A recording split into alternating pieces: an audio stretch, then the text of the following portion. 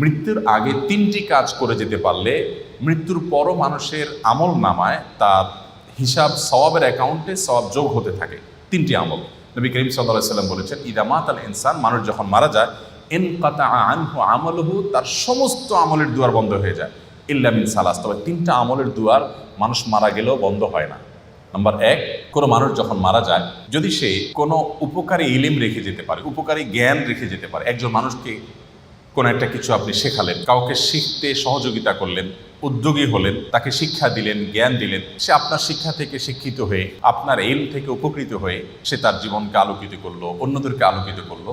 তো এই ধারা যতদিন চলতে থাকবে, আপনি এটার প্রতিষ্ঠাতা এবং ফাউন্ডার হিসাবে আপনার আমলনামা আল্লাহ তাআলা সওয়াব দিতে থাকবেন। এটি গুরুত্বপূর্ণ একটা পয়েন্ট। সেটি জাগতিক কোনো উপকারী শিক্ষা হতে পারে, আবার দ্বীনি এবং ধর্মীয় শিক্ষা হতে পারে। আপনি একটি দোয়া জানলেন, আপনি একটা আমল জানলেন, সেটি আরেকজনকে শেখালেন, তিনি আরেকজনকে শেখালেন। তো এই পরম্পরা যতদিন চলতে থাকে ততদিন পর্যন্ত মানুষের মৃত্যুর পরও তার আমল নামে সওয়াব যুক্ত হতে থাকে। নাম্বার 2, সাদকায়ে জারিয়া। সাদকায়ে জারিয়া বলা হয় ওই দান, যে দানের উপকারিতাটা লং টাইম পর্যন্ত চলতে থাকে।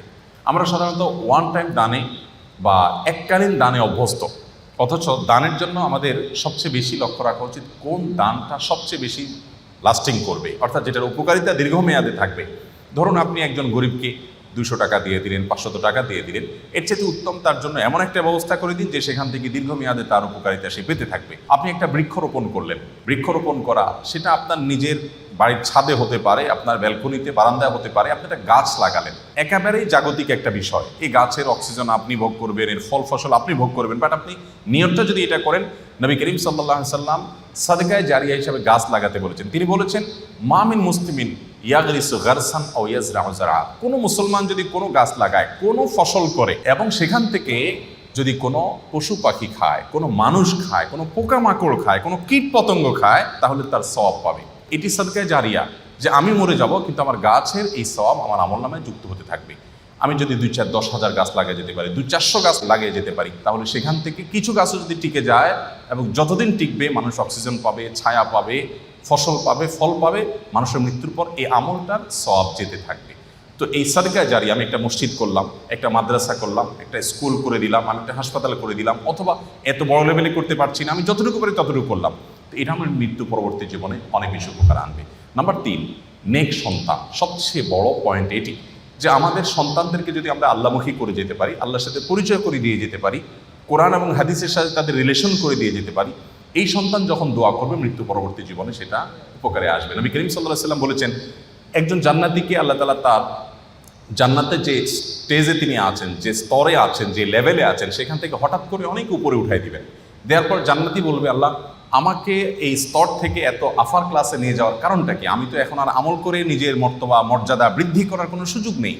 তখন আল্লাহ তাআলা বলবেন, তুমি পৃথিবীতে যে সন্তান রেখে আসছো, সে তোমার জন্য যে দোয়া করেছে, তার প্রতিটি দোয়ার ফলশ্রুতিতে তোমার মর্যাদা এখানে বৃদ্ধি হচ্ছে। এই জন্য মানুষের নেক সন্তান বা সুসন্তান রেখে যেতে পারলে, তারা যদি মা বাবার জন্য দোয়া করে, সেটা অনেক বেশি উপকার আসে। আমরা আজকাল আমাদের মৃত আত্মীয় স্বজনের জন্য অন্যদের কাছে দোয়া চাই। অন্যদের কাছে দোয়া চাওয়া নিষেধ নয়, সেটা চাওয়া যেতে পারে, কিন্তু সবচেয়ে বড় কথা হলো সন্তান এবং পরিবারের সদস্যরা তারা দোয়া করবেন, এবং তাদের দোয়াতে যে নিষ্ঠা থাকবে, তাদের দোয়াতে যে ঐকান্তিকতা থাকবে, যে আন্তরিকতা থাকবে, সেটি অন্য 10 জনের দোয়াতে কখনোই আসবে না। সেই জায়গা থেকে আমাদের চেষ্টা করা উচিত। আমি সর্বশেষ যে পয়েন্টে কথা বলতে চাই খুব সংক্ষেপে, সেটি হলো আমাদের অনেক প্রিয়জনকে আমরা হারিয়েছি। তাদের মৃত্যুর পর আমরা জীবিতরা তাদের জন্য কি করতে পারি? নাম্বার 1, সবচেয়ে বড় করণীয় হলো তাদের জন্য আল্লাহর কাছে দোয়া করা। আল্লাহ রাব্বুল আলামিনের কাছে মৃত ব্যক্তির জন্য জীবিত ব্যক্তির দোয়া অনেক বেশি উপকারী।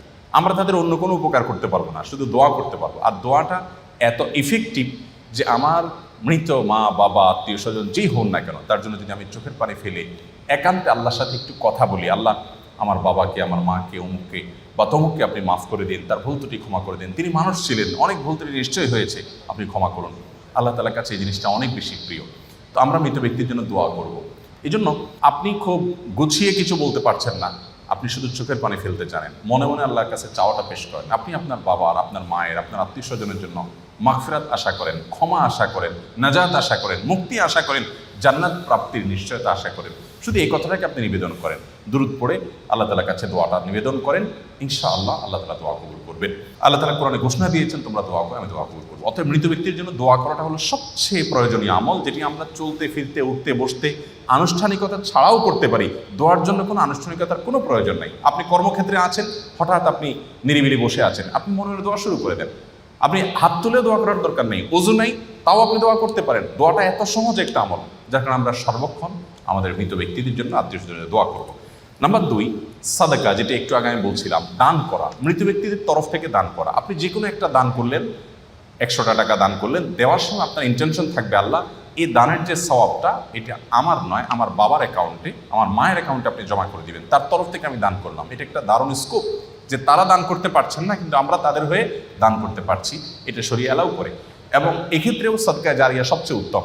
একজন ব্যক্তি এসে নবী করিম সাল্লাল্লাহু আলাইহি ওয়াসাল্লামের কাছে বলেছেন, ইয়া রাসূলুল্লাহ, আমার একটা কূপ আছে, পানির, সেখান থেকে পানি পান করে মানুষ উপকার হয়, আমি এটা আমার মায়ের তরফ থেকে দান করতে চাই।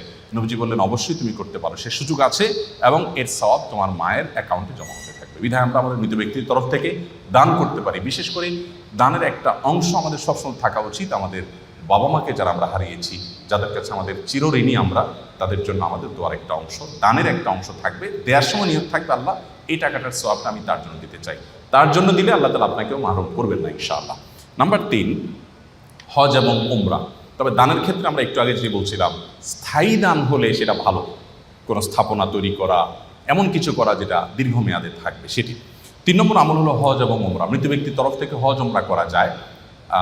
আমাদের প্রিয়জনকে আমরা হারিয়েছি, তার তরফ থেকে আমি চাইলে হজ করতে পারি। আমার নিজের হজটা যদি হয়ে যায়, তাহলে তার তরফ থেকে আমি হজ করতে পারি, তার তরফ থেকে আমি উমরা করতে পারি। জাস্ট আমার ইন্টেনশন থাকবে আল্লাহ এই উমরাটা ওনার জন্য, এটার সওয়াবটা আমি ওনাকে দিতে চাই, এটি করা যায়। এবং নবী করিম সাল্লাল্লাহু আলাইহি ওয়াসাল্লাম সম্পর্কে একাধিক সাহাবী জিজ্ঞাসা করেছেন কারোর বাবা, কারোর মায়ের জন্য, যে আমি তাদের তরফ থেকে হজ করতে চাই। নবী সাল্লাল্লাহু আলাইহি ওয়াসাল্লাম এটাকে অ্যালাউ করেছেন, বলেছেন হ্যাঁ তুমি এটা করতে পারো এবং সওয়াব তিনি পাবেন। চতুর্থত যে আমলটি করতে পারি তা হলো রোজা। বিশেষ করে কোনো ফরজ রোজা যদি তারা না রেখে থাকেন, আপনি তার রোজাগুলো রেখে দিতে পারবেন।